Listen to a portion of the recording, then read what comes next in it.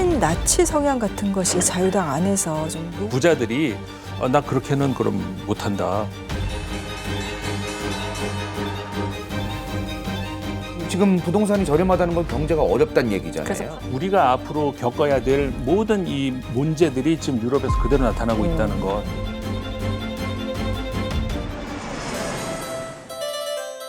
아니 암스테르담의 건물들을 보시면 살짝 휘어져 있어요. 기울어져. 어떤 한 호텔에 가보시라 권하고 싶어요.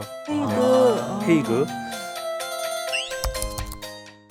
제일 골칫덩어리가 되고 있는 쓰레기는 무엇일까요? 1년에 이제 우리가 사용하는 페트병만 한 2조, 3조 개? 쓰레기 섬이 있다고 얘기를 들었는데 국가가 됐다 이런 얘기도 있고. 미세 플라스틱이 우리가 숨쉬는 공기까지 신용카드 한 장씩 먹고 있다고 합니다. 우리 내의 0.5%가 미세 플라스틱. 아 맞아요 그 기사.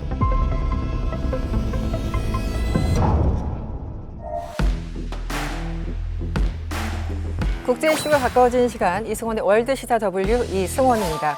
국제뉴스의 깊이를 더한 월드시사 W와 함께해 주실 전문가 소개하겠습니다. 먼저 구정 기자 나오셨습니다. 어서 오세요. 안녕하세요. 네, 알파고 신하 씨 기자 나오셨습니다. 어서 오세요. 네, 안녕하십니까.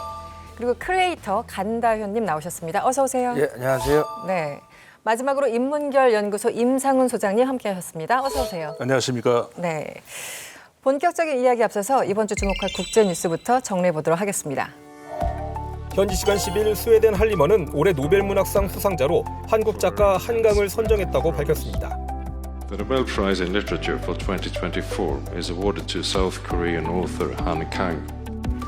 할리먼은 역사적 트라우마에 맞서고 인간생의 연약함을 드러낸 강렬한 시적 산문이라며 선정 이유를 설명했습니다.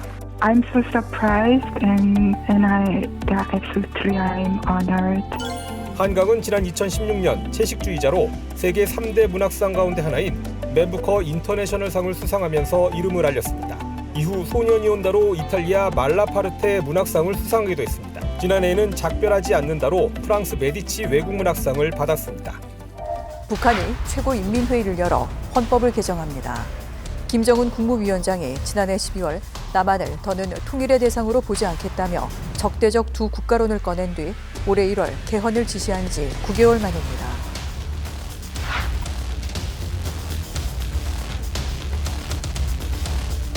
가자 전쟁 1년을 맞았지만 이스라엘의 폭격은 계속되고 있고 전쟁은 레바논까지 확대됐습니다. 레바논에 지상군을 투입한 이스라엘군은 헤즈볼라 근거지를 겨냥한 거라지만 레바논에서만 벌써 만여 명에 가까운 사상자가 나왔습니다. 가자 지구에서도 폭격이 계속돼 현지 시간 6일 최소 24명이 숨졌습니다. 이란의 미사일 공격에 대한 재보복 준비를 마쳤다는 관측도 나옵니다. ומי שחושב שדרך ניסיון לפגוע בישראל הוא ירתיע אותנו מלהגיב, שיסתכל על מה קורה בעזה ועל מה קורה בביירות. 이스라엘이 핵이나 석유 시설을 공격할 가능성이 점쳐지면서 이란은 최고 경계 태세에 들어갔습니다. 최근 허리케인의 큰 피해를 본 미국 플로리다에 또다시 괴물 허리케인이 상륙했습니다. 총 5개 등급 가운데 3등급인 허리케인 밀턴은 현지 시간으로 9일 밤 상륙하면서 2등급으로 위력이 다소 감소했지만 시속 180km에 달하는 강풍을 몰고 왔습니다. 외신은 160만 개 주택과 기업이 단전됐고 토네이도 20여 개가 발생해 여러 명이 숨졌다고 보도했습니다. 지난달 27일에도 4등급 허리케인 헐린이 미국 동남부를 강타해 230명의 사망자가 나왔습니다.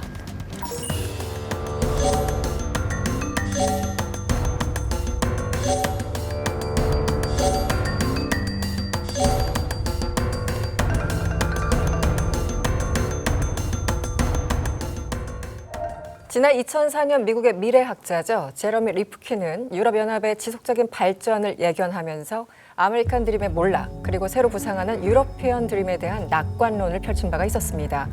이후 20년이 지났습니다. 그의 예측대로 유러피언 드림은 과연 완성되고 있는 걸까요? 그래서 오늘 이슈 W 주제는 유럽의 한숨으로 정해봤습니다. 100년 만에 집권한 극우 성향 지도자란 강경 우파 정당들은 의석이 크게 늘어나며 극우 정당 국민연합이 압승하면서 네덜란드 총선 출구조사에서 극우 성향 자유당이 오스트리아 총선에서도 극우 정당이 승리를 거뒀다는 소식입니다.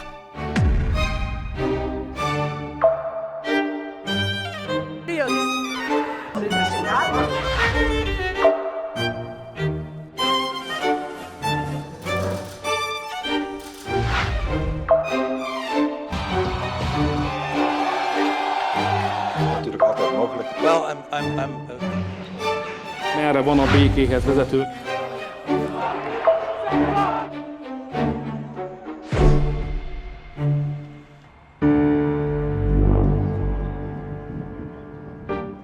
네, 오늘 임상훈 소장님 나오신 만큼 프랑스 얘기를 먼저 해야지 저희가 예의일 것 같은데. 네, 지난 17일이었습니다. 프랑스 하원이요. 그 엠마누엘 마크롱 대통령의 탄핵 절차를 개시하는 네. 결의안의 초안을 마련했다. 이런 보도를 봤어요. 네. 아니, 총선 끝난 지 얼마 안 됐고 바쁘게 진행되는 상황에서 갑자기 탄핵이 왜 튀어나왔을까 궁금하신 분들 많은데 일단 그 알파 기자님 상황을 먼저 설명해 주시면 어떨까요? 지금 어떤 상황이냐면 아시다시피 얼마 전에는 프랑스에서는 정선을 했었잖아요. 정선에서 이제 LFI라고 하는 이제 굴복하지 않는 프랑스라는 이제 좌파 정당이 있어요. 네. 이 좌파 정당이 기축이 됐던 신인민 전선. 이제 인민이란 단어가 들어가면 어떤 느낌인지 아마 아시겠는데 이제 뭐 피플 들어가겠네요. 네. 하니까. 이분들이 이제 1등 됐기 때문에 그러면 이제 총리 후보를 내야 되는데 그럼요. 근데 마크롱 대통령은 본인도 살짝 진보 계열 배경이 없지 않아 있는 분인데 그 후보를 받아들이지 않고 이제 우파 정당 공화당의 후보 외교부 장관이셨는데 네. 미셸 바르니라는 분을 총리로 임명하기로 했는데 네. 그때 이제 신인민 전선이 너무 화가 난 거예요. 아, 우리가 1등 됐는데 이거 뭐냐고 탄핵의 이제 문을 좀 두드렸는데 네. 보시다시피 탄핵이라는 단어는 다른 나라들에서 쓰이고 있고요. 뭐 물론 이것 때문에 탄핵이 되려나 모르겠어요. 탄핵이 안 될 것 같긴 한데요. 저 개인적인 생각인데 근데 확실한 거는 지금 프랑스가 살짝 정치계는 아수라장됐다고 하면 네. 아마 과언이 아닐 겁니다.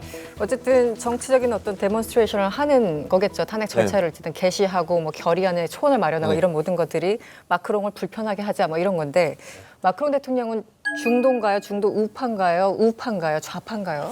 마크롱 대통령 같은 경우 예를 들어서 이제 경제를 놓고 보면은 출신이 원래가 은행에서 그 네. 대규모 이제 기업들 간의 어떤 그 거래 이런 것들을 했던 전문가인데 굉장히 그 경제적으로는 우파 쪽에 가깝습니다. 그렇게 평가를 받죠. 네. 근데 반면에 유럽 국가들 중에서 이제 그 좀 오른쪽으로 많이 갈수록 유럽 연합에 대해서 회의적인 목소리가 많거든요. 마크롱 대통령 같은 경우에는 거기에 정면으로 이제 반대에 있는 입장.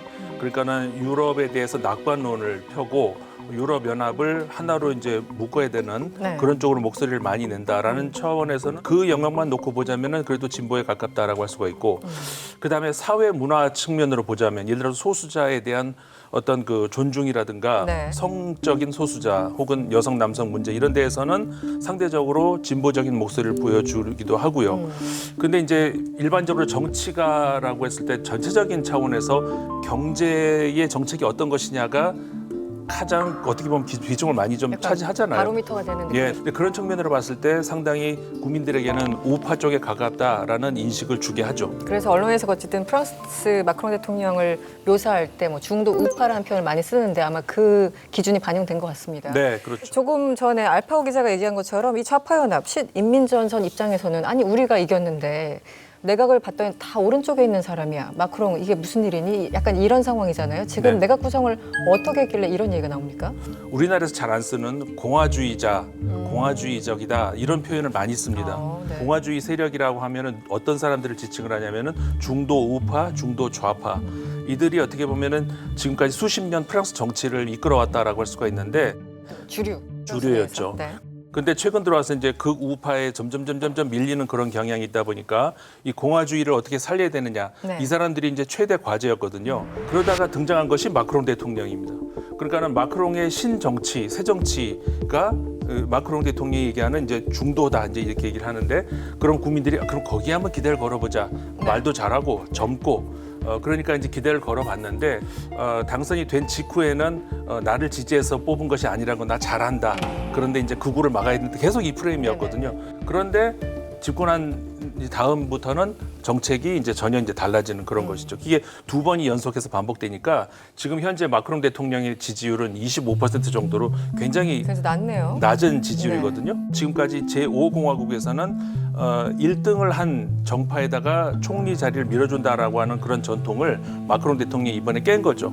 그렇게 되면서 이제 좌파를 막아야 된다는 그 생각을 가지고 있는 모양인데 그러다 보니까 본인이 지금까지 정치적인 그 프레임으로 삼았던 극우의 바리케이트 이걸 스스로 깨고 있는 것이죠. 그 논리가 스스로 깨지고 있다고. 프랑스와 유럽의 극우 열풍 소식을 저희 월드시사 W에서도 꾸준하게 전해드렸었죠. 이번에는 또 다른 소식이 있습니다. 지난 9월 29일이었죠. 오스트리아에서 총선이 열렸습니다.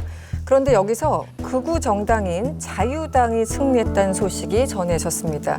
간대원님 내용 정리 좀 해주실까요? 예, 오스트리아의 극우 정당인 자유당, 여기가 반이슬람과 반이민으로 유명한 정당이란 말이죠. 네. 근데 이번 오스트리아 총선에서 29.2%의 득표율을 얻었습니다. 지금 오스트리아 유권자들이 이번 총선에 74.9%라는 높은 투표율을 기록했는데, 이게 지금 현재 이민자와 망명이라는 두 가지 이슈, 그리고 지금 현재 오스트리아의 침체된 경제, 우크라이나 전쟁이 지금 주를 이루고 있기 때문에 높은 투표율을 기록한 것으로 보여요. 근데 이번에 오스트리아 전체 의석 183석 중에 반이슬람 반이민 정당인 자유당은 58석을 차지했습니다. 네네. 근데 보수당은 52석, 사회민주당은 41석을 차지했기 때문에 자유당이 가장 많은 득표율을 기록했어도 그렇게 큰 힘을 발휘하기는 또 어려울 것 같다. 또 이렇게 봐야 될 것 같아요. 근데 어쨌든 오스트리아에서 극우파가 이렇게 득세하는 거는 뭐 2차 대전 이래 첫 승리라는 얘기까지 나오는데요. 자유당 어떤 정당인지 설명이 필요합니다. 사실 오스트리아 정치에까지 우리가 관심을 가질 일이 많지는 않아서 네네. 좀 생소할 텐데. 우리 비엔나 좋아요. 비엔나 커피. 네, 저도 좋아합니다. 근데 이 당 역사는 깁니다. 1956년에 만들어졌어요. 네, 굉장히 오래됐더라고요. 그때 이제 범게르만주의, 독일과 다르게 오스트리아는 나치 과거를 청산한 적이 한 번도 없는 나라다라고들 많이 평가를 해요. 네. 그러니까 역사인식 면에서 문제가 많다라고 유럽에서 많이 지적을 하는 걸 봤는데, 이 자유당을 만든 사람이 그 안톤 라인탈러라고, 이 사람이 나치 출신이었어요. 그 나치 스스로가? 군사 조직 그 SS 장교 출신이었어요. 1986년에 그 하이더라는 사람이 이제 당권을 잡아요. 그 다음부터는 이제 극우로 막 치달은 거예요. 이제 흔히 우리가 말하는 반이민, 반난민, 그다음에 여러 가지 면에서 그런 이제 반유럽. 2019년 5월에 어떤 사건이 있었어요. 뭐냐면 이 당의 부대표가 네. 러시아인으로 추정되는 사람을 만나서 정치자금 좀 달라라고 하는 동영상이 공개됐는데. 그 자체도 문제였고, 원래 이제 러시아가 푸틴이 집권한 다음에는 이제 유럽의 극우파들 밀어주고 있다는 얘기 많이 하잖아요. 네네. 근데 그러면서 이 부대표가 그 헝가리, 우경화된 헝가리 얘기를 들으면서 오스트리아에서도 언론 좀 검열해야 된다라는 뉘앙스를 이제 얘기를 했던 거예요. 그 다음에는 점점 친나치 성향 같은 것이 자유당 안에서 좀 노골화되는, 그러니까 논란이라고 하지만 논란이 벌어지는 것 자체가 이런 흐름이 사회에 존재한다는 걸 보여주고 자꾸 그거에 대해 사람들이 경계감을 늦춰버리고 이제 문제의식을 희석시켜버리잖아요. 네네. 지금 그런 쪽으로 가고 있는 것 같아요. 네. 이제 보시다시피 프랑스에서도 대통령이 막았잖아요. 네네. 똑같은 일이 지금 오스트리아에서도 진행 중입니다. 왜냐하면 네. 대통령 알렉산더 벤더 벨렌, 이름이 너무 길어요. 아시다시피 좀 길잖아요. 그쪽은 워스와겐 네. 뭐 이런 식으로. 중동 쪽 이름보다 짧은 것 같은데 아닌가요? 여튼 이제 이분이 녹색당 출신이에요. 그렇죠. 네, 그렇게 난민들의 자식이라는 이런 좀 그러니까 별명도 있으신 분인데, 이분 말로는 죽어도나 이 사람을 임명 안 하겠다는 그런 이런 입장이고요. 네, 네. 그리고 또 2등을 했던 국민당도 우리 이 사람들이랑 연정은 안 할 거다. 네. 근데 이 협력을 배제할 수가 없다. 그래서 조만간 이 오스트리아에서도 좀 약간 정치계는 살짝 아수라장이 되지 않을까 내피셜이 네. 있습니다. 저희 네덜란드도 그렇고 독일, 프랑스, 뭐 이탈리아까지 계속 이제 극우 열풍에 대해서 소식을 전달해 드렸는데, 이번에 오스트리아까지 이러다 보니까 뭔가 쐐기를 박은 듯한, 대못을 박은 듯한 느낌이 듭니다. 어떻게 보세요? 네, 프랑스의 상황하고 오스트리아 상황하고 비슷한 점이 있고 다른 점이 있고 그렇습니다. 비슷한 점이라고 한다 그러면은 전통적으로 좌우, 진보, 보수 이런 대립이 지금 점점 이렇게 3등분되는 그런 경향이 있어요. 프랑스 같은 경우도 조금 전에 좌, 그다음에 극우, 그다음에 중도 뭐 이렇게 3등분 됐다고 했는데, 지금 오스트리아 같은 경우도 마찬가지입니다. 좌우, 그다음에 극우 이렇게 3등분이 되는 그런 상황이거든요. 그런데 어느 정당도 절대 다수는 차지하지 못하는 그런 상황에서 오스트리아의 경우는 좀 다릅니다. 오스트리아 같은 경우는 마찬가지, 아까 프랑스 같은 그런 프레임으로 보자면은 극우를 어떻게 하면 막아야 된다는 그 생각이 대통령도 가지고 있고 네. 그 우파와 좌파도 가지고 있어요. 다시 말해서 우파와 좌파가 연합을 해서 아마도 그렇게 해서 이제 그 다수를 구성하는 그런 정부가 되지 않을까. 그런 차원에서는 그러니까는 프랑스와 같은 그런 정치적인 어떤 그 지각 변동이라든가 어떤 그 충격 이런 것이 상대적으로는 덜하다. 이렇게 봐야 되겠죠. 이 우파의 득세, 열풍 속에서 그나마 좀 무풍지대 혹은 제 표현대로 안전지대라고 생각했던 영국이 키어 스타머 그 신임 총리가 지금 된 지 한 2달밖에 안 됐는데 20%대 지지율이 떨어졌다고 해요. 뭐 전 세계 지금 지도자들이 20%대 단합을 하고 있는 건지 모르겠는데 왜 이렇게 떨어졌습니까? 영국은 무슨 일이? 정말 그 데이비드 캐머런 총리 벌써 너무 오래됐잖아요. 오래됐죠. 그 이래로 영국은 정말 총리 이름 기억하기 너무 힘든데 키어 스타머 지금 간신히 외우고 있는데 네. 어떻게 될지 모르겠어요. 네. 키어 스타머 총리 부인과 뭐 그 고액 명품 옷 선물, 네, 선물 이제 받아서 그것도 지금 있고 뭐 난리가 아들이 났죠. 뭐 공짜 숙박 제공받았다 이런 것들 스캔들도 있었고 이번에 노동당 의원이 사퇴를 하면서 스타머 정부가 개혁보다는 탐욕에만 관심이 많다. 자기네 뭐 이제 부패도 있지만 자리 차지하고 이런 얘기를 했어요. 네. 근데 이제 선거 직후의 지지율이 44%였으니까 사실 그렇게 높지가 않았어요. 그렇네요. 그때부터 안 높았고 스타머가 이제 노동당 대표할 때 지지율이 올해 2월 달에도 지지율이 20%대였어요. 근데 그게 이제 하도 그 보수당이 못하다 보니까 이제 반사이익을 얻었었는데 그 반사이익의 거품이 다 빠진 거 아닌가라는 생각이 저는 좀 들더라고요. 원래 성적으로 되돌아왔다. 예, 냉정하게 근데 보면. 이제 다만 뭐 유리한 거라면 남들도 마찬가지예요. 전부. 나만 잘못한 게 아니야. 예, 그 이제 노동당의 경쟁자라고 지금 이제 떠오른 게 여기서도 역시 극우파 나이젤 파라지 거기도 그렇고 보수파의 그 리시 수낙 전 총리도 그렇고 다 지지율이 뭐 고만고만해요. 사실은 이게 보수당이든 노동당이든 영국 경제 상황이 안 좋고 재정 문제가 항상 심각했기 때문에 누구든 재정 문제를 해결하겠다 이렇게 깃발을 들고 나오는데 사실은 이제 구체적으로 들어가면 굉장히 쉽지가 않습니다. 그래서 예를 들어 이제 최근에 영국 총리가 난방비를 좀 줄이겠다,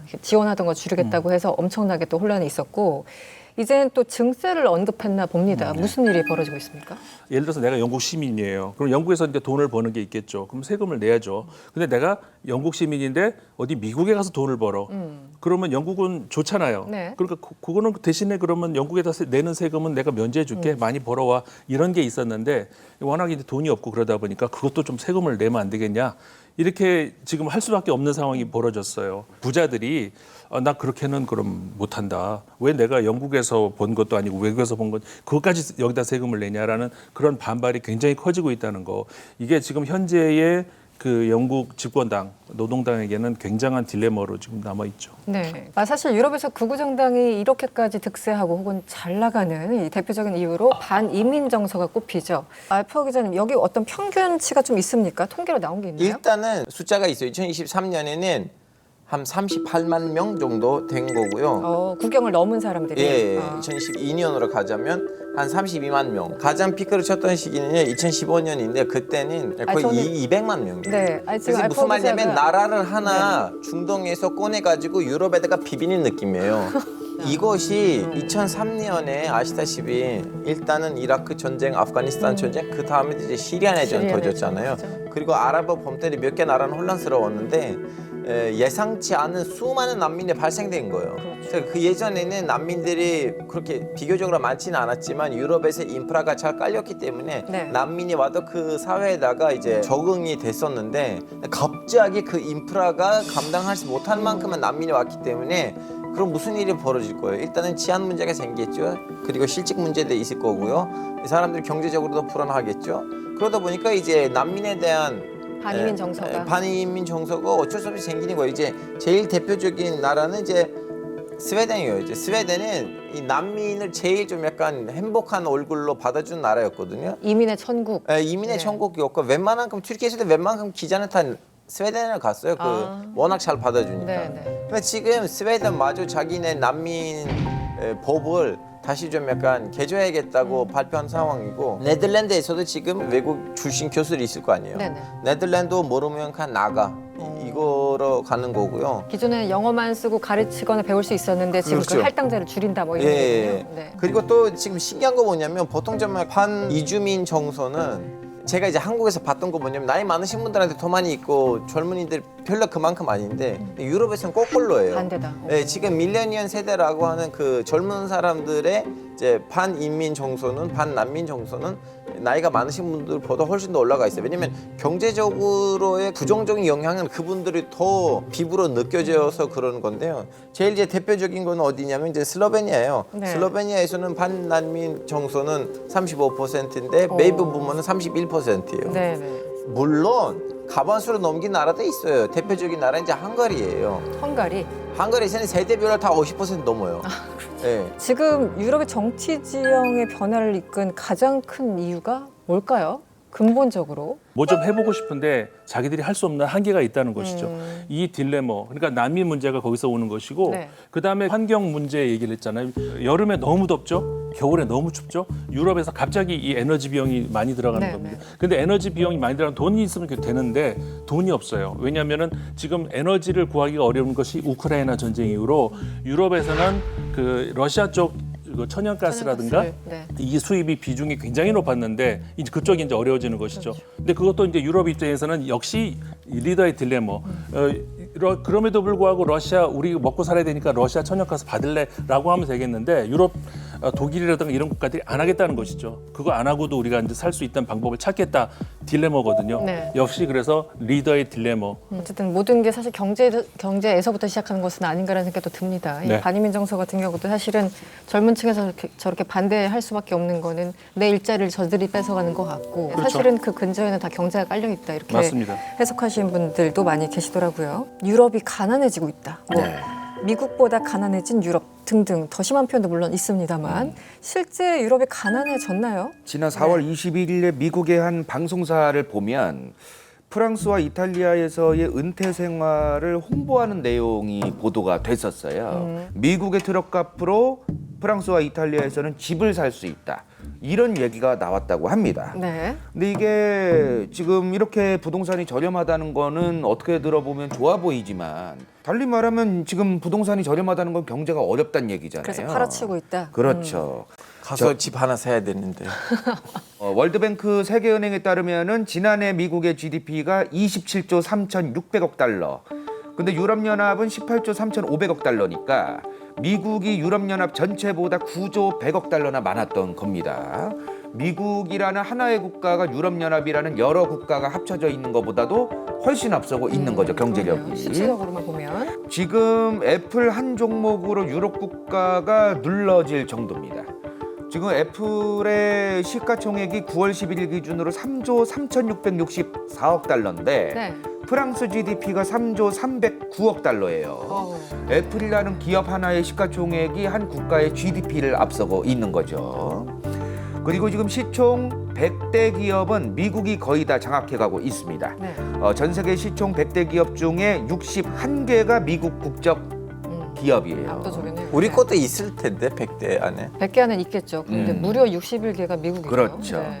구정원 기자님, 그런데 그러니까 이런 기사 읽다 보면은 도대체 유럽이 어디까지 가난해진 거야? 특히 뭐 영국 같은 경우는 물론 브렉시트로 뛰쳐나오긴 했지만 6명 중에 1명은 굶고 있다 뭐 이런 기사도 봤고요. 반론도 분명히 존재합니다. 아니야, 그렇게까지 가난해지지 않았어. 어떤 내용입니까? 가난하진 않죠. 네, 전 세계에 얼마나 많은 나라와 지역들이 있는데 네. 근데 유럽인들이 스스로 우리가 점점 가난해지고 있다, 일자리가 없어지고 있다라고 느끼는 거, 그다음에 실제로 위기가 있었죠.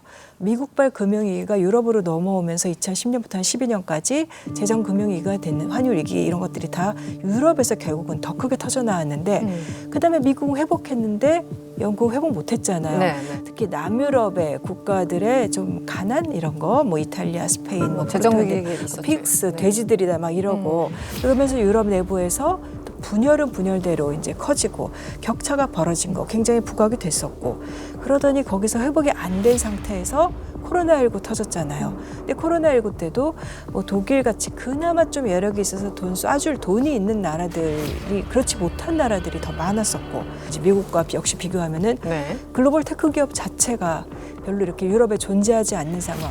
이런 것들이 다 겹쳐지면서 사람들은 굉장히 압박감을 느끼는 것 같아요. 네. 이 유럽이 전반적으로 이제 경제도 그렇고 항상 또 미국과 비교되기도 하고 뭔가 상당히 좀 자존심이 상해있을 것 같다는 생각이 듭니다.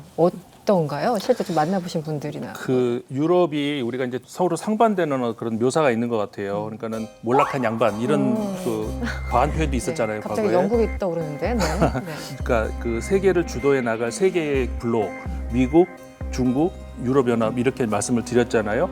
동남아시아 혹은 이제 우리 한국, 남미 이런 나라들이 미국이 될 수 있을까요? 그건 못 돼요. 중국이 돼야 될까요? 글쎄요. 뭐 한번 각자 생각을 해보시죠. 네.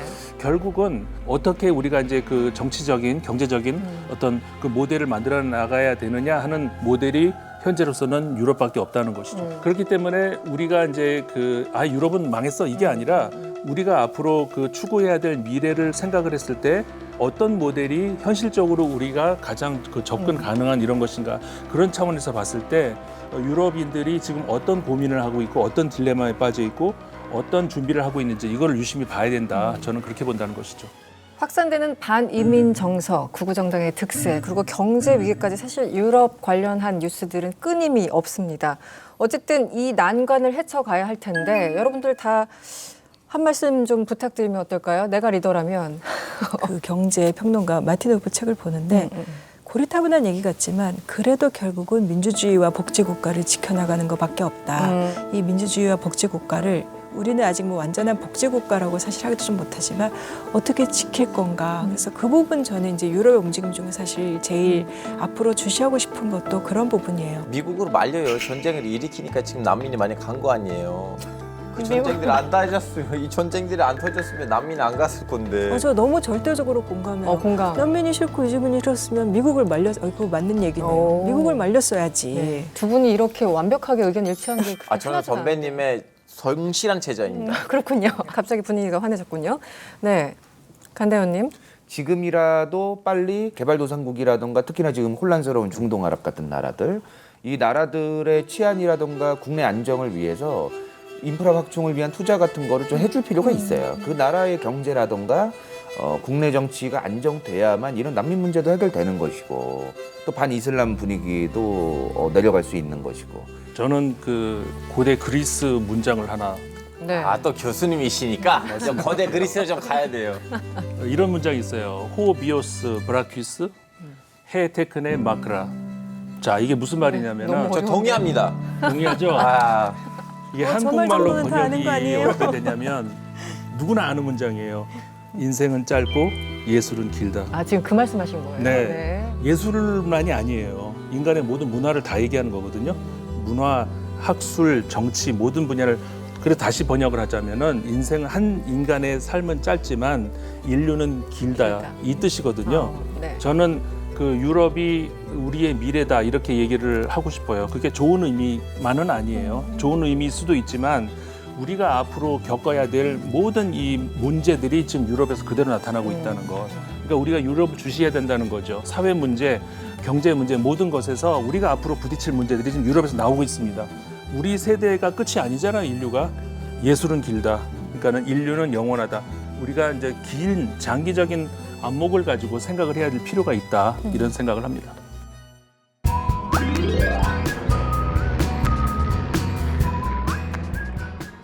월드시사W의 즐거운 여행 시간입니다. 3분 세계일주 시간이죠. 오늘 알파 기자님 어디로 갑니까? 오늘은 이제 유럽 얘기를 많이 했기 때문에 유럽으로 좀 갑시다. 유럽으로? 네덜란드. 그래요? 네, 네덜란드 수도 암스테르담. 좋습니다. 저 정말 가보고 싶은 도시 중에 하나인데 오늘 딱 골라오셨군요. 네. 지금부터 3분 시작합니다. 자, 일단은 우리는 알아야 될 거 뭐냐면 암스테르담에서 핵심적인 장소 하나 이렇게 깃발을 꽂아서 돌아다녀야 되거든요. 그건 바로 암스테르담 기차역이에요. 기차요? 왜냐하면 이제 비행기로 오실 수도 있고 아니면 기차를 타고 오실 수가 있는데 암스테르담 공항에서 암스테르담 시내까지 연결되는 그 급행차는 이제 암스테르담 기차역으로 오는데 이제 암스테르담 기차역에 도착하시면 앞에는 이렇게 높은 긴 도로가 하나 있어요. 네. 이 도로에는 왼쪽 동네 가지 마시고요. 거기 좀 약간 좀 유흥으로 너무 유명한 동네이고요. 그쪽이에요? 네. 그래서 가봐야죠. 왼쪽에 있는 동네 이제 극복하시고 난 다음에 이제 좌우로 가셔도 되는데 네. 이제 거기에 도착하시면 너무나 아름다운 교회들이 있고요, 성당들이 있고요. 그리고 이제 암스테르담 시청 건물도 있고요. 너무나 그 골목마다 너무 아름다워요. 그 어디에다가 이렇게 앉아서 그냥 셀카 찍으시면 다 무조건 인스타그램 감성이거든요. 그 유명한 휘어져 있는 그 건물들 있잖아요. 네네. 다 거기에 있어요. 그 우리가 암스테르담이라고 했을 때 우리가 머릿속에 떠오르는 건물들이 휘어져 있는 암스테르담 건물 다 그 도로에 있고요. 휘어져 있는 건물이 뭐예요? 아니 암스테르담의 건물들을 보시면 너무 오래돼서 그런지 이렇게 살짝 휘어져 있어요. 기울어져 있죠. 네, 기울어져 있어요. 그냥 하나 아니고 도미노 이펙트처럼. 그럼 안 되지 않나? 좀 위험해 보이는데. 바람이 많이 불어서 그래요. 네. 바람 때문에. 네. 네. 하여튼 뭐 여러 가지 이유가 있는데요.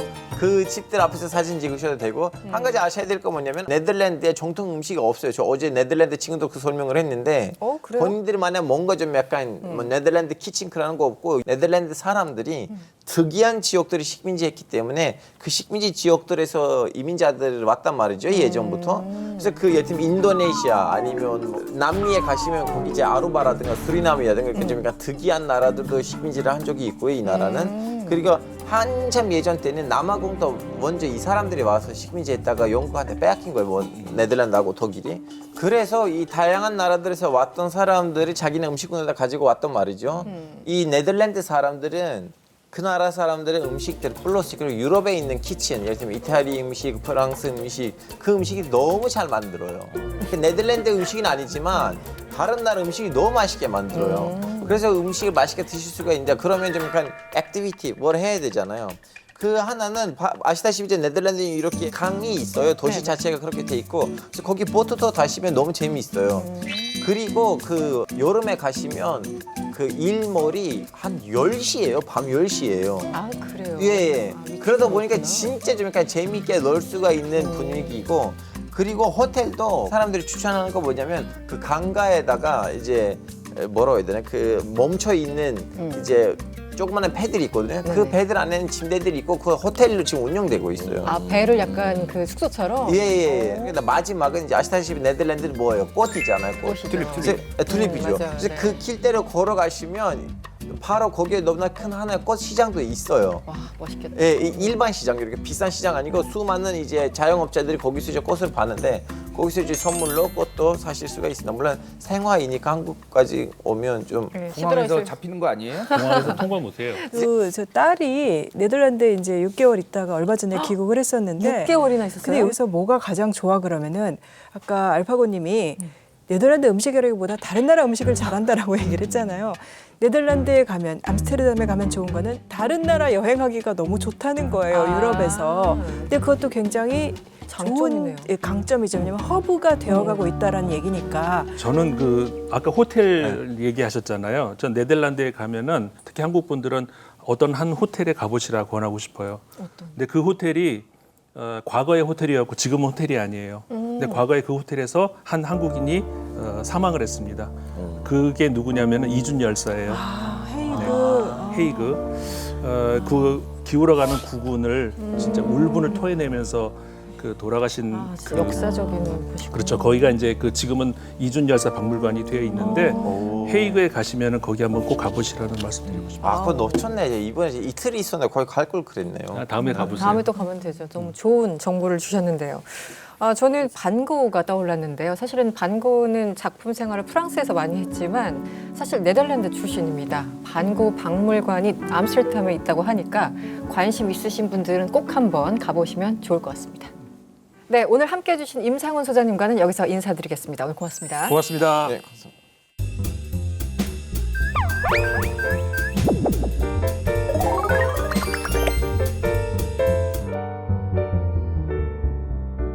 소소한 듯하지만 결코 소소하지 않은 문제를 연구해보는 소소한 문제 연구소 시간입니다. 함께 이야기 나눠주실 자원순환사회 경제연구소 홍수열 소장님 나오셨습니다. 어서 오세요. 네, 안녕하세요. 네, 반갑습니다. 일단 홍수열 소장님 오신다는 얘기 듣고 좀 찾아봤더니 별명이 있으시더라고요. 네. 쓰레기 박사. 네. 일단 만족하십니까? 그 별명에? 쓰레기 같은 박사가 아니잖아요. 이건 천지차죠. 그렇죠. 쓰레기에 네. 대해서 알려주는 네. 박사니까 아주 친근감이 좀 좋아합니다. 그러니까 유튜브를 했거든요. 그러니까 시민들의 분리배출에 대한 질문을 응답해주는 그 어려운 일을 하셨군요. 도와줘요 쓰레기 박사. 그래서 그렇군요. 아니요, 이 환경을 위해서 굉장히 명예로운 별명 같습니다. 듣다 보니까. 네. 어쨌든 오늘 쓰레기와 자원순환 뭐 이쪽에 대해서 설명을 해주실 것 같은데 홍수일 박사님 오늘 뭐 준비한 주제가 따로 있으신가요? 쓰레기 중에서 요즘 제일 핫한 주제. 핫한 주제. 예. 뭘까요? 그러니까 가장 많이 사용하면서 가장 골칫덩어리가 되고 있는 쓰레기가 사실 플라스틱 쓰레기입니다. 네네. 그래서 이제 플라스틱 문제에 대해서 한번 이야기를 해보려고 합니다.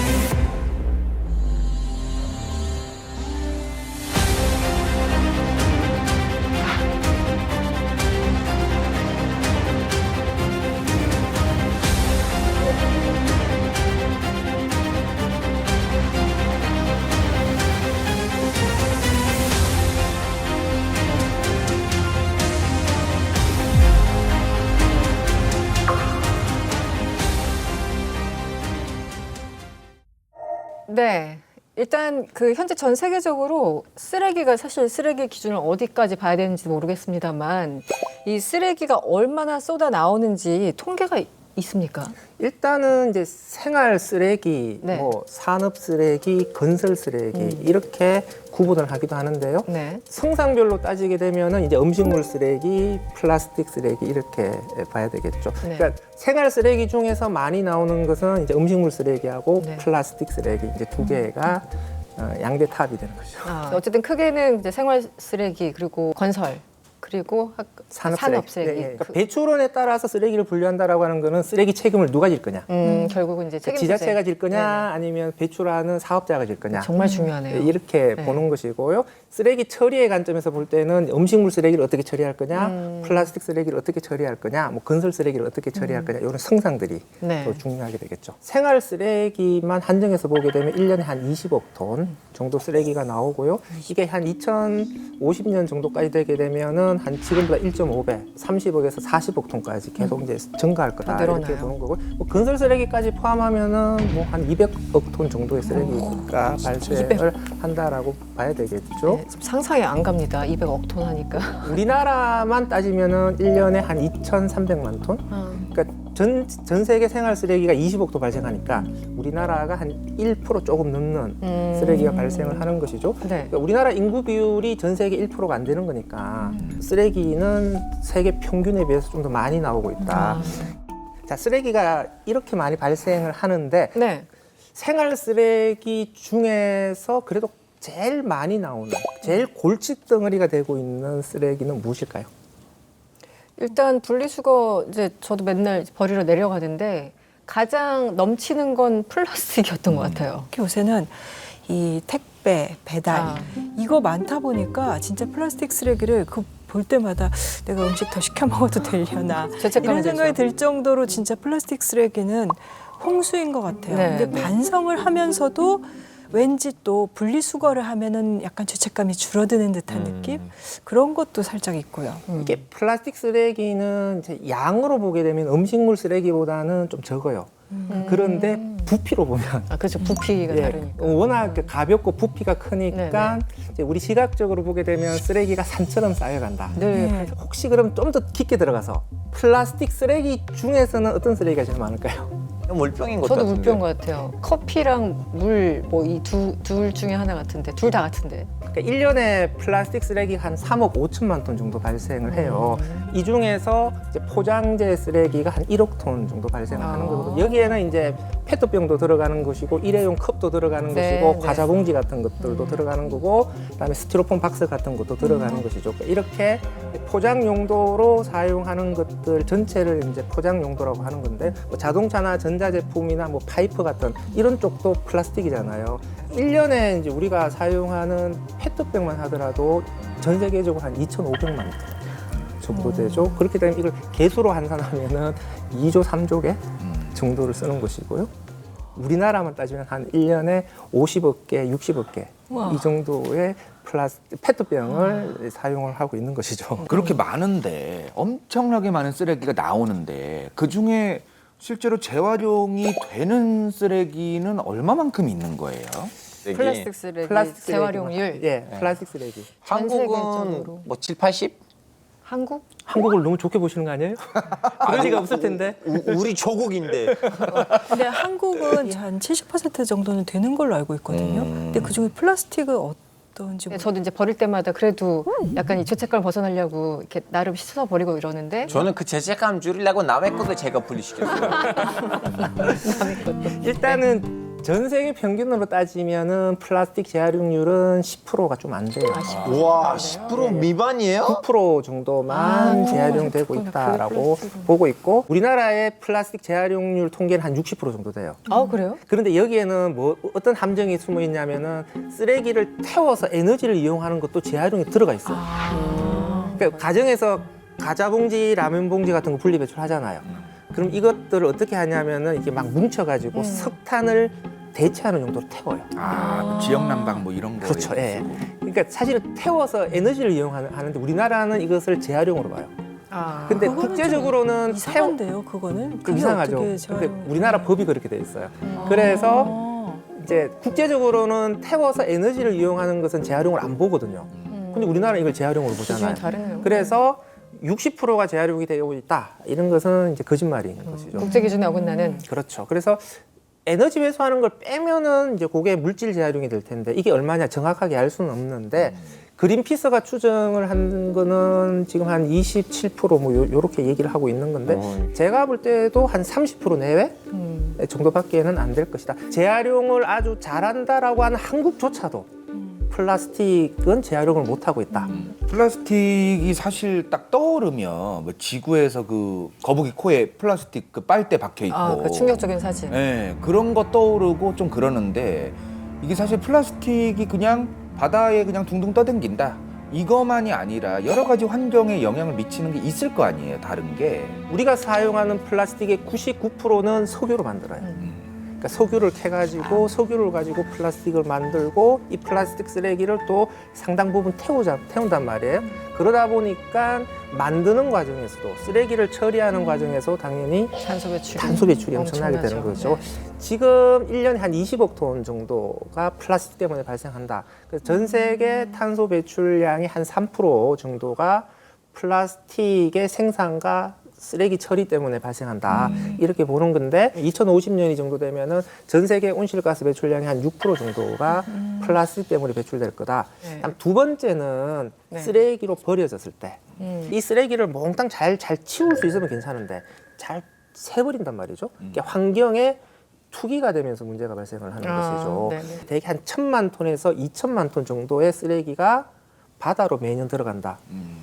이렇게 보는 거거든요. 그러면 플라스틱 쓰레기가 바다로 들어가면은 이제 어떻게 되는 거냐? 그 고래라든지 거북이라든지 뭐 물개라든지 이런 쪽이 거물에 걸려서 죽어요.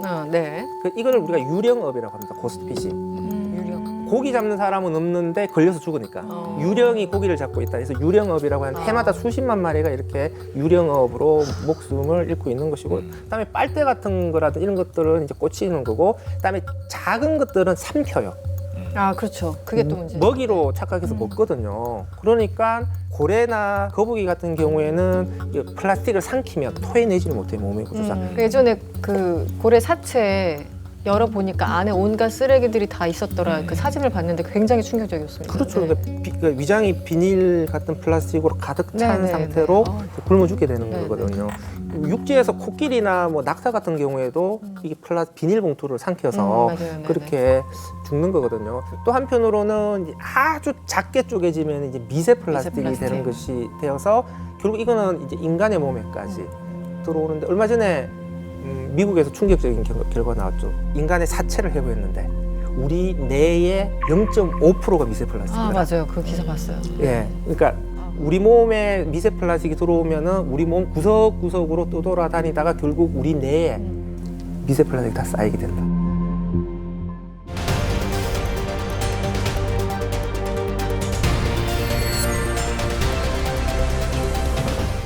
섬이 있다고 얘기를 들었는데 캠페인 때문인가요? 뭐 이 섬이 국가가 됐다 이런 얘기도 있고. 이제 북태평양 아열대 환류라 그래가지고 이렇게 정체된 바다 이렇게 파도가 거기에 이제 쓰레기들이 몰려 있다라는 거였는데 한 140만 제곱킬로미터인가 이 바다에 떠 있는 쓰레기들이 모여 있는 면적이 알려졌던 건 1997년에 미국 캘리포니아 출신의 이제 배 타고 가던 선장이 보고 이제 항로를 잘못 들어서 거기 지나가다가 저게 뭐냐 그랬다가 가보니까 이게 근처 지나가다가 보니까 전부 다 쓰레기였다. 뭐 그래가지고 이거를 언론이나 이런 데서 나와야 되는데 그 태평양 한가운데 있는 걸 아무도 취재를 안 가는 거예요.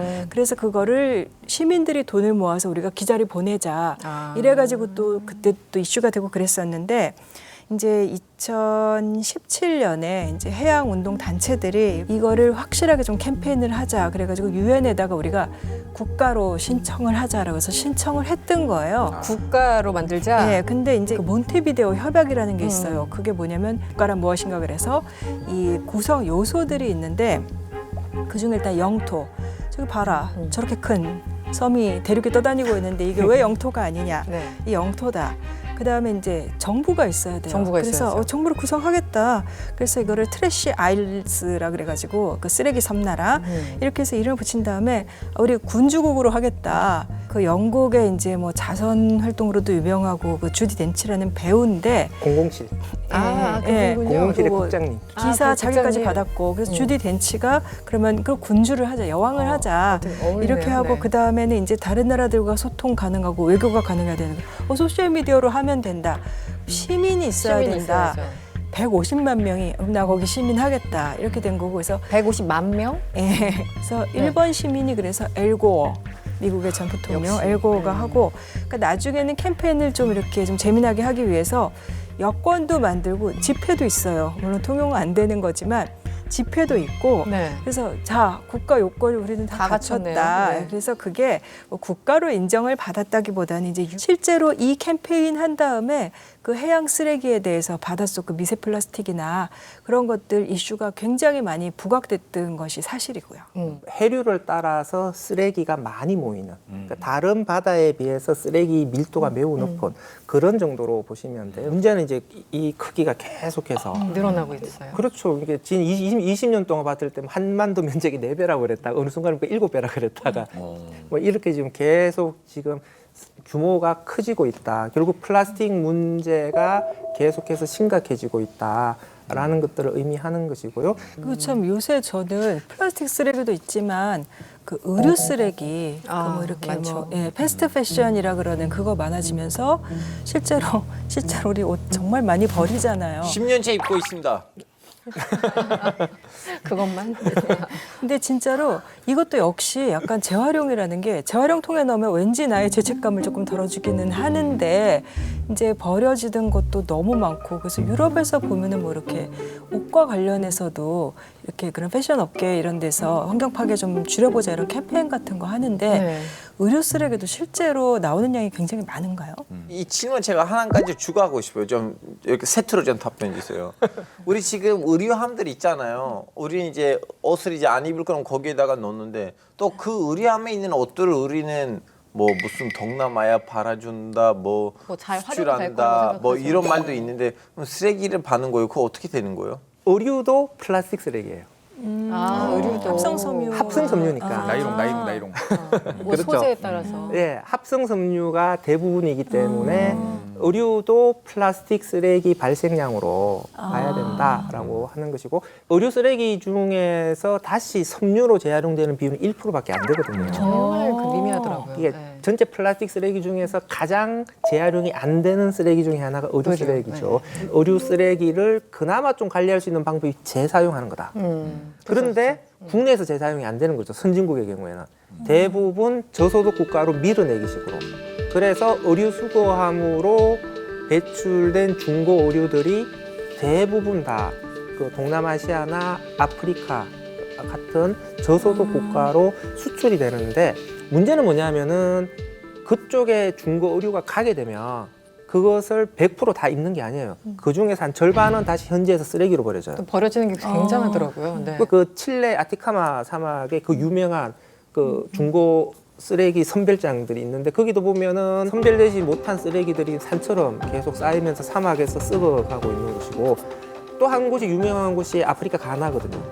유럽에서 온 의류들이 가나로 오게 되는데 거기 있어도 결국은 선별되지 못한 중고류가 산처럼 쌓여가지고 막 소들이 그 의류를 먹이로 막 먹고 있거나 아니면 바다로 이 의류 쓰레기들이 다 몰려가거나 하는 문제가 발생을 하고 있어요. 아니, 최근에 저도 방송하다가 저도 이제 라이브를 하잖아요. 근데 방송하다가 무슨 천막이나 어떤 무슨 합성 섬유를 재활용해서 만든 백이나 옷을 판다. 지갑이나 가방을 판다. 유명한 브랜드 있어요. 유명한 브랜드. 근데 그게 문제가 뭐냐면 엄청 비싼 거예요. 저 이제 하루니 엄마한테 생일 선물. 그거를요? 아니, 비싼 걸. 아니 비싼 명품 백을 살 수가 없으니까 그나마 그걸 사주고. 좋아하셨죠? 왜냐면 그분도 좀 약간 이런 환경 문제, 뭐 세계 시민 교육 이거 좀 약간 그쪽이니까 너무 좋아했죠. 재활용된 선물을. 프라이탁은 스위스의 그 명품 브랜드예요. 스위스 명품이래요, 명품. 아니 그냥 쓰레기로 만들어진 거예요, 결론적으로. 그렇지. 네. 그렇지. 천막 쪼가리 같은 거로 막 뭐 봉제해가지고. 아니 자꾸 이게 쓰레기로 만드는 거를 왜 그렇게 비싸게 팔아? 안 살 거야. 그러니까 우리나라에서는 업사이클 산업이 발전을 못해요. 그러니까 이렇게, 왜냐하면 쓰레기로 버려지는 쓰레기로 만든데도 명품 백으로 비싸게 팔리는 거 뭐냐면은 이거는 전 세계에 하나밖에 없는 백이야. 왜냐하면은 소재 자체가 표준화된 소재가 아니잖아요. 그러네요. 그러니까 이게 나만의 가방, 뭐 이런 개성, 가치들을 인정을 해주는데 우리나라는 이런 거 필요 없고 쓰레기로 만들 거잖아. 무조건 써야 돼. 근데 너무 비싸니까 저는 조그만한 지갑 샀어요. Do you want to end all plastic manufacturing? I said the plastics industry must be stopped. What's going to replace your glasses? That plastic? No. The lid is. They're made of plastic. Okay, that's easy to say, but what's the solution? Everybody here is depending on plastic, as you said. It's because of the industry, and the fact Okay. that plastic is in everything is because the industry forced us to have Then it. quit using plastics. Well, the industry should stop making them. You're against all plastic, but you have plastic all around you. So if you're against plastic, then don't use it. Live by what you're saying. 모든 사람들이 완전 100% 없애자가 아니라 정말 불가피한 거는 뭐 인정하더라도 나머지 불필요하거나 과잉된 거 없애자 이런 얘기를 하는 걸 텐데, 굳이 네가 신은 신발과 옷 다 플라스틱이니까 플라스틱을 없애자는 당신의 메시지는 잘못됐다, 스스로 모순이라고 저 공격하는 건 좀 사람의 이상한 것 같은데. 말은 진짜 지금 플라스틱을 줄이자라고 얘기를 하는데 너 안 쓸 수 있어 그거? 그러니까 플라스틱 안 쓰고 네가 네. 어떻게 살 건데. 빨대 같은 것도 빨대 하나 이거 안 쓴다 그래가지고 뭐 아이스 아메리카노 이거 플라스틱 컵 하나 안 쓴다 그래가지고 지구 환경이 나아져? 아니잖아라고 얘기하는 사람들 우리가 자주 보는데 그냥 그래도 그거 하나라도 하면서 생각을 하고 너무 많이 쓰는 것보단 낫잖아를 얘기하는데 계속해서 이렇게 전부 아니면 전무. 네, 근데 네. 그 프레임은 조금 좀 아닌 것 같아요. 저는. 우리는 이제 이 환경 문제에 대해서 잘 몰라요. 사람들이 좀 약간 관심 가져야 되고, 관심 가지면서도 이제 자기 일상생활에서 이 쓰레기를 줄일 수 있는 방법들을 생각해야 되거든요. 예를 들면 저는 편의점에서 뭘 살 때는 절대로 봉투를 안 해요.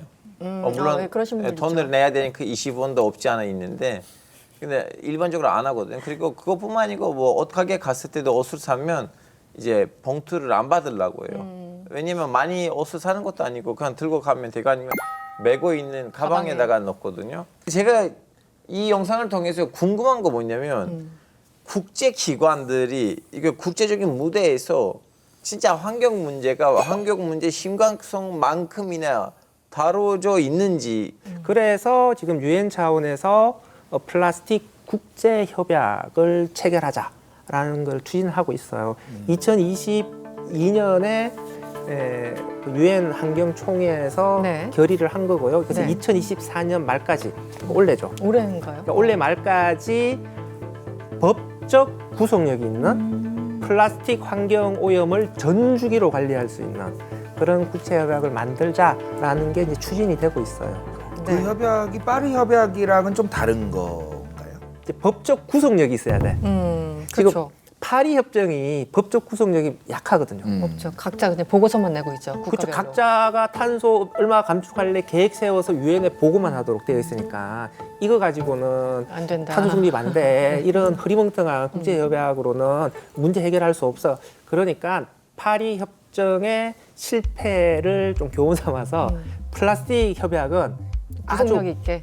법적 구속력 있는 빡신 네. 협약을 만들어야 돼. 지금 이렇게 아주 높은 야망을 가지고 네. 출발을 했는데 현실은 좀 냉정해서 과연 될 수 있을지는 네. 좀 봐야 될 것 같습니다.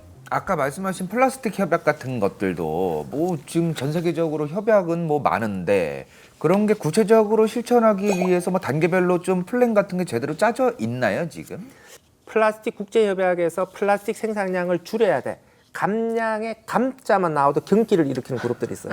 네. 그게 주로 산유국들이에요. 아, 그렇죠. 석유를 가지고 플라스틱을 만드는 거잖아요. 가뜩이나 파리 협정 때문에 지금은. 석유를 에너지로 쓰는 게 줄어들잖아요. 자꾸 전기 자동차 바꾼다 그러니까 자동차에 연료로 들어가는 석유 양이 줄어들 것 같잖아요. 이렇게 석유의 지금 목숨줄이 간당간당한 거거든요. 산유국들 입장에서는. 그렇죠. 네네. 그러니까 플라스틱의 유해성이 과학적으로 명백하게 밝혀진 것도 아닌데 약간 위험할 것 같다라고 하는 지레짐작으로 이렇게 혜택이 많은 물질들을 강제적으로 줄이자? 이건 말이 안 되잖아라고 얘들이 이쪽이 떳떳하게 이제 주장을 할 수가 있는 것이죠. 네. 플라스틱 국제협약이 제대로 가는 것을 막는 5대 빌런들이 있어요. 그 사우디아라비아, 이란, 뭐 그 중국, 러시아 뭐 이런 그 국가들이 있는데 이런 산유국들이야 다 뭐. 산유국들과 신흥 생산국들 그러니까 이런 쪽들의 회방에 의해서 협약에 감자가 들어가기만 들어가 봐. 나는 절대 사인 안 할 거야. 아까 그 멀린 의원인가? 그 사람의 말도 그렇지만 사실 그 논리가 들었을 때 그거 안 쓰고 어떡할 건데 라는 게 굉장히 설득력이 또 있는 부분이 있잖아요. 근데 그러면은 감축을 하겠다라고 하는 거는 좋은데 그러면 실제로 그 수요를 뭘로 충당할 건가? 탈플라스틱의 대안이 뭐냐? 이걸로 좁혀지는 것인데요. 하나는 그 일회용품과 수명이 짧은 제품들의 사용을 줄여야 된다. 그게 뭐냐면 이제 재사용으로 가야 된다. 두 번째가 재생 원료 공급을 늘려야 돼. 그러니까 이유만 하더라도 내년부터 음료 페트병의 재생 원료 25%를 의무적으로 사용해야 돼요. 그다음에 세 번째가 바이오 플라스틱이에요. 그러니까 석유를 가지고 만드는 플라스틱이 아니라 식물을 가지고 만드는 플라스틱인데 예를 들어서 페트병을 대체할 수 있는 게 페프병이라는 게 있어요. 페프는 옥수수대로 만들어요. 그러니까 미국 같은 경우에는 옥수수 수확하고 난 다음에 옥수수대 그러니까 농업 부산물이 엄청 많이 나오잖아요. 그러니까 이런 걸 가지고 그 식물 플라스틱을 만들 수가 있어. 이런 대안들이 확실하게 정착이 되려면 또 그만큼 플라스틱 국제협약을 통해서 좀 강하게 규제를 가해줘야 이런 대안들이 좀 더 속도감 있게 추진이 될 텐데 이런 규제 자체가 없어버리면은 그냥 계속 이런 대안이 있다라고 말만 하다가 계속 석유로 만든 플라스틱이 늘어나는 것을 지켜봐야만 되는 상황이 올 것 같다라는 거죠. 네. 그래서 박사님 어쨌든 지금 분리 배출을 각 개인의 입장에서 열심히 하고 있는 분들이 참 많습니다. 제 주변에 보더라도. 그런데 어쨌든 시스템이 받쳐줘야 되는 거잖아요. 당장 우리 같은 경우는 어떤 시스템이 조금 더 보충돼야 된다. 이게 좀 부족하다. 이렇게 좀 변화했으면 좋겠다. 약간 조언을 주시면 어떻습니까? 시민들이 실천을 잘한다고 해서 문제가 해결되지는 않는다. 네. 시민들의 실천만으로는 한계가 있는 거고요. 전체 구조와 시스템이 바뀌어야 되고 이것을 하려면 기업들이 바뀌어야 되고 기업들이 바꾸게 하려면은 정부의 규제가 좀 명확해져야 되고 강해져야 됩니다. 지금 이 노력을 해줘야 돼요. 지금 우리나라 정부는 자꾸 캠페인만 하려고 해요. 캠페인은 우리 시민단체들이 하면 돼요. 네. 우리는 캠페인의 민족 아닙니까? 여러분들 분리배출을 잘하는 것보다 사용 자체를 안 하는 게 더 중요합니다. 오늘 박사님이 일관되게 말씀해 주신 것도 사실 그 부분이 아닌가 싶은데요. 지금도 노력을 많이 하고 계시겠지만 앞으로 더 많은 동참이 필요해 보입니다. 마지막으로 한 컷의 사진으로 세계를 읽어보는 2주의 한 컷 시간입니다. 제가 가져온 사진은 바로 이겁니다. 뭔가 참 화려한데 옆에 동물도 있고. 그것보다는 핑크색에다가 빅토리아 시크릿. 맞아요. 딱 알아보시는군요. 타조가 저기 왜? 타조가 왜 튀어나오나? 네. 속옷 광고인데 동물 보호 이런 거 연관 지은 거 맞습니다. 아닐까요? 알포 기자님 말씀하신 것처럼 빅토리아 시크릿 굉장히 유명한 특히 이제 여성 속옷으로 유명한 브랜드죠. 세계적인 브랜드고 패션쇼가 저도 유튜브 등을 통해서 봤는데 정말 화려합니다. 세계적으로 유명한 패션쇼인데 여기서 올해부터는 동물의 깃털을 사용하지 않겠다고 밝혔습니다.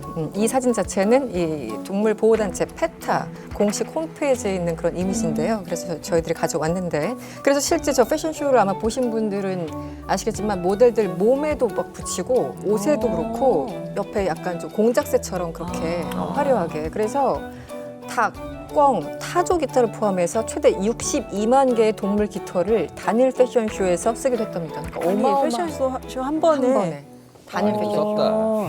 근데 타조가 화를 낼 법도 하네요. 그렇게 화나죠. 있었으면. 네. 그래서 이 패티 측이 밝힌 내용에 따르면 패션에 사용되는 깃털은 여전히 의식이 있는 겁에 질린 새에게 주먹으로 뜯어내거나 살이나 가죽을 위해 죽인 새에게서 채취된다. 이렇게 그냥 있는 그대로 설명을 하면서 이거 이제 안 하기로 했어. 그러니까 빅토리아 시크릿 우리 칭찬해, 이런 내용을 담은 어떤 캠페인성 내용이었습니다. 저런 거 딱 보면 또 약간 자꾸 꼬투리 잡는 생각이 들어가지고. 네, 뭐든 좋습니다. 아니, 그때 이제 비건 가죽이 또 그린워싱으로 많이 비판을 받거든요. 네네. 그러니까 이제 동물 가죽을 안 썼다. 근데 동물 가죽을 안 쓴 대체 가죽이 플라스틱 가죽 쓰거든요. 아, 또 그렇게 연결됩니까? 예, 예. 그래서 그 대안이 이제 또 플라스틱을 남용하는 쪽으로 가는 것도 가면 또 그린워싱이 되니까. 예, 저는 바람직하진 않겠다. 가죽 같은 걸 그냥 애당초 좋아하지 말아야겠네요. 이게 뭐 진짜 동물 가죽이건 가짜 가죽이건 간에 아니, 그런 거에 대한 관심을 끊어야겠네요. 이 소비자가 없으면 이제 공급자도 없어지니까 그런 선순환을 만들어야 되는 건데, 동물의 털을 사용하는 것이 부를 과시하는 수단이던 시절이 분명 있었습니다. 그런데요, 이제 다른 물건들 참 많습니다. 동물 털은 동물에게 양보할 때가 왔습니다.